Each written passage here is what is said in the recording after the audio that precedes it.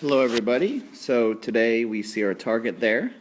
We also want to make sure we write that down in our notebooks. Anytime you see that W in the upper right hand corner, we want to make sure we take those notes that are on that slide into our notebook. So our target, I will be able to line up place values and decimal numbers in order to add or subtract.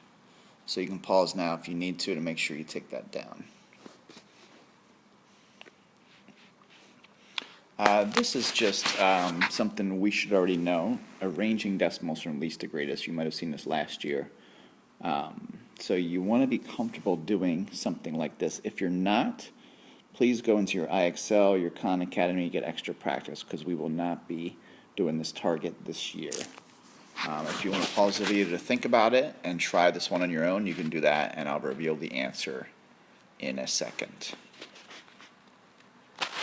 Okay, so if you're ready, correct answer would have been C, from least to greatest. And here's a reminder, you want to think about this question, what is a decimal? And we'll think about why is it important in the world as we keep moving forward. There's no W up in the corner here, so don't worry about writing it down. Here's also something to think about, which one is correct and why. Now these are whole numbers. We'll connect this to decimals on the next slide, but we're just lining up two add-ins there, vertically stacked, and you can pause and make your best guess as to which one is lined up correctly. Okay, you should have picked the one on the right, because we have our ones lined up with our ones, our tens lined up with our tens, and our hundreds into 300s, and there's really 0 hundreds here in the number 52. Here, it's like we have our tens lined up with our hundreds, so it's almost like we're saying that's 500 instead of 52. If there was a 0 here, that would have been true, but it's not. So this one is not lined up correctly. Now we make the connection with decimals here. We see a W in the corner, so make sure you write this example down.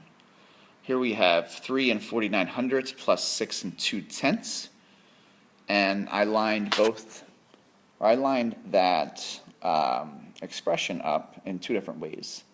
And you could pause and take a minute to think the one on the left is correct or the one on the right. So in this case, again, the one on the right is correct. The one on the left might be tempting because it looks like everything's lined up just kind of to the right here. Okay, but the problem is the decimals are not lined up. So we have this decimal here, and we have this other decimal way over here, which means our place values are not going to be lined up at all. Okay, so if you think about it, this 6 is in our ones place, 6 ones, and we have a 3 here in our ones place. So they can't be on different vertical lines.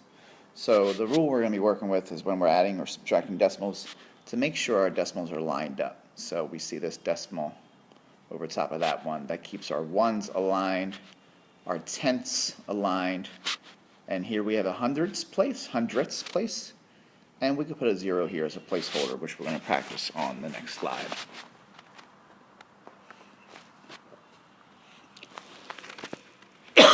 Excuse me, here's some steps, and please take this down in your notes as the heading of adding, subtracting decimal steps.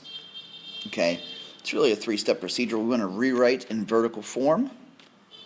As we're doing that, we make sure we align, or if you want to say line up, our decimal points, and we insert a 0 as a placeholder. As an example here, most of these questions, these expressions will be written horizontally like this.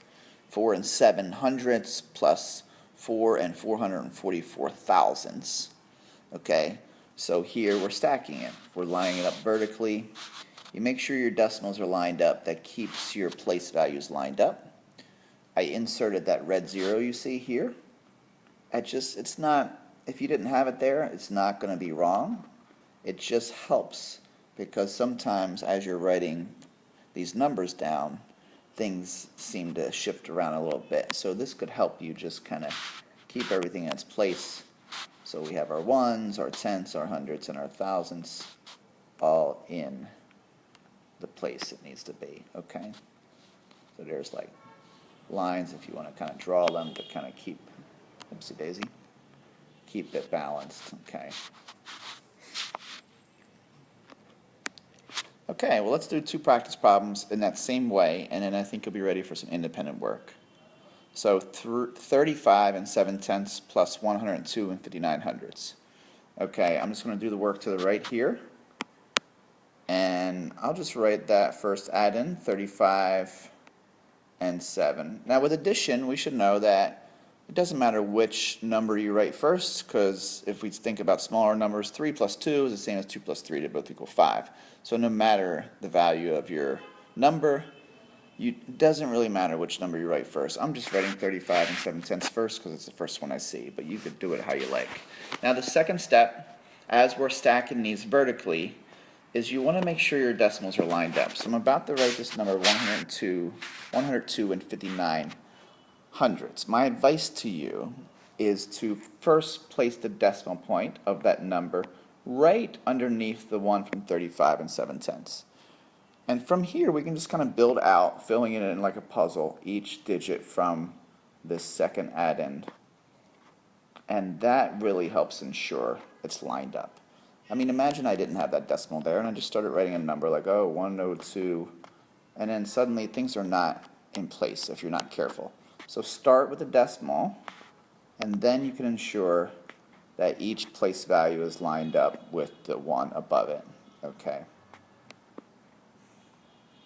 And our last step is just to insert zeros as placeholders. So any place like here next to the 7, we could put a 0 there. Before the 3, we can put a 0 there. And now we make sure we have a digit above a digit as we're adding. It doesn't change anything. It doesn't. If you didn't do it, it's not going to be wrong if you still did the math right.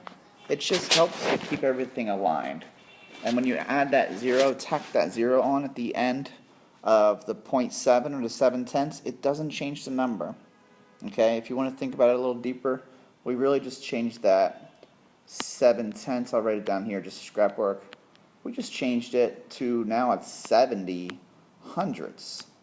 Okay, and if you remember our unit on equivalent fractions, those are equivalent. So we didn't change it. It's like multiplying by 10. So we're allowed to do that without actually changing the value of the number. And same thing with the 0 that you see before the 35. You put a 0 before the numbers, it's like nothing. It's not going to change the number. As long as it's not hanging out in the middle between digits, you're probably pretty good. Now we just do the simple addition. And you want us to do the same addition as you would as if this was whole numbers. We're just now going to bring down our decimal point. And this kind of addition that involves carrying, we're not going to teach that this year. You need to be comfortable with that from 4th or 5th grade. And if you're not, there's IXL, there's Khan, there's tutoring. You can email me, but we can't take class time for that. But certainly look at it on your own. Okay, let's try one more. 4 minus 3 and 33 hundredths. Now we have a whole number. And what we want to do when we have a whole number and we're subtracting something with a decimal, you want to insert a decimal right after the whole number, right after the 4. And then we stack 3 and 33 hundredths right underneath it, lining the decimals up. And we're still going to want our placeholders of the zeros. In this case, we need 2 of them. So we'll just put those above the 3s so everything's in its place. And now we do the simple subtraction.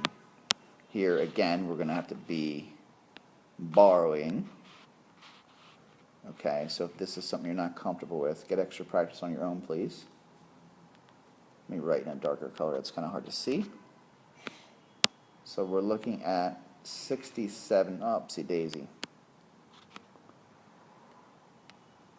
67 hundredths. And we have 0 and 67 hundredths. If you had that 0 there, it's fine. If it wasn't there, it's fine. It does not change the value. Okay, just be careful. The rule here is this 4 is, and please tack this on your notes, 4 is equivalent. So it's kind of like saying it's the same thing as 4 point however many zeros we would need for the appropriate problem. In this case it's 4.00, but it could be 4.0, 4.000, however many zeros you need to hold the place, but you can write those whole numbers as with the decimal point after it and the zeros after it, just to help keep everything lined up. Okay, I think you're ready for your independent work. There it is. You can pause. Make sure you write this stuff down as a heading, your page numbers, the problems we're doing, and then do the work with the questions and answers right underneath it. You see the challenge questions there. Please try them as well. And that's it for this topic.